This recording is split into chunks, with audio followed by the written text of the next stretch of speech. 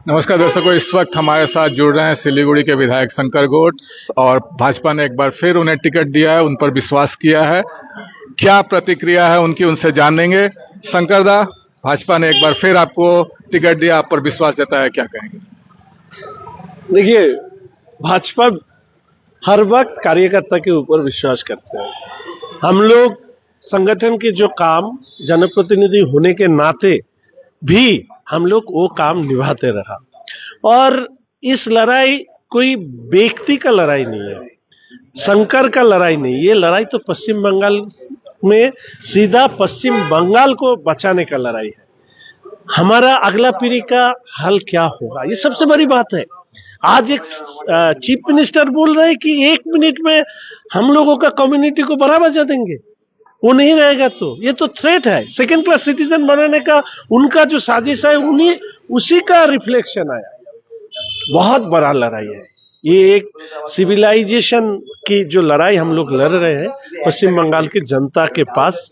हमारी विनम्र आवेदन है, इसमें आप हम लोगों को साथ दीजिए। बार बार आप और आपके नेता कहते रहे हैं कि ये आखिरी चुनाव है अस्तित्व की लड़ाई की, तो मतलब क्या ऐसा लग रहा है कि क्यों ऐसा?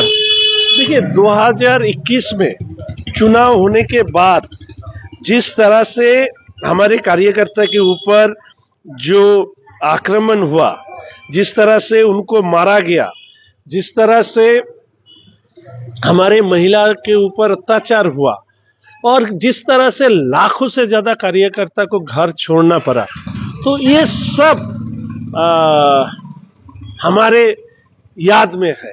तो इसीलिए ये जो लास्ट 5 साल हमने देखा, ये अराजकता के शीर्ष तक पहुंच गया है। तो इस बार either you have to live और यू हैव टू डाई।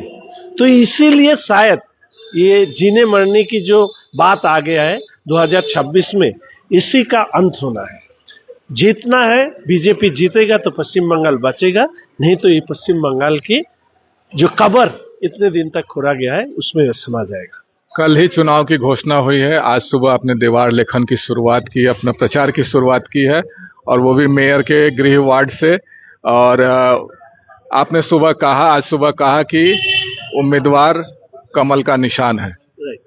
तो अब जब आपकी नाम की घोषणा हो गई, तो अब तो आप उम्मीदवार आधिकारिक रूप से हो गए हैं, तो जनता के बीच किन सवालों को, किन मुद्दों को लेकर जाएंगे? देखिए, जनता के बीच ही रहता हूं मैं, तो इसीलिए जनता का जो एस्पिरेशन है वही बात हम लेके जाएंगे।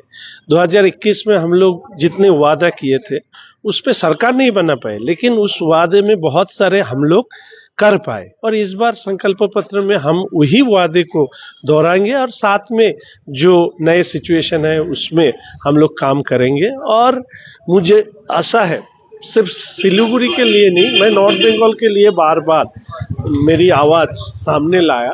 और मैं सोचता हूँ कि मेरी आवाज उत्तर बंग की जनता की आवाज है, तो उस जनता की आवाज को पूरा करने का, उनका इंस्पिरेशन को पूरा करने का जिम्मेदारी हमारी पार्टी, हमारी सरकार जरूर लेंगे। लेफ्ट की ओर से भी आज उम्मीदवार की घोषणा की गई। सिलीगुड़ी से आपके पुराने साथी जय चक्रवर्ती सरदेंदुदा को टिकट दिया गया है, और साथ ही सिलीगुड़ी में आपके संभावित मुख्य प्रतिद्वंदी सिलीगुड़ी के मेयर गौतम देव होने वाले हैं। तो कितना कठिन मुकाबला मानते हैं, क्योंकि पिछले लोकसभा चुनाव में भाजपा सिलीगुड़ी विधानसभा में 60,000 मतों से आगे चल रही थी, तो मेयर के होने से, गौतम देव के होने से चुनाव कितना कठिन होने वाला है? देखिए, इस बार 66,000 वोटों से एमपी साहब लीड किया राजू बिस्ता जी ने, तो इस बार उसको भी क्रॉस करना है। और साथ में आप जानते हैं कि लोकसभा के अंदर सभी पार्टी का जमानत बाजेयाप्त जो मैथमेटिकल कैलकुलेशन में आता है विधानसभा में हुई थी।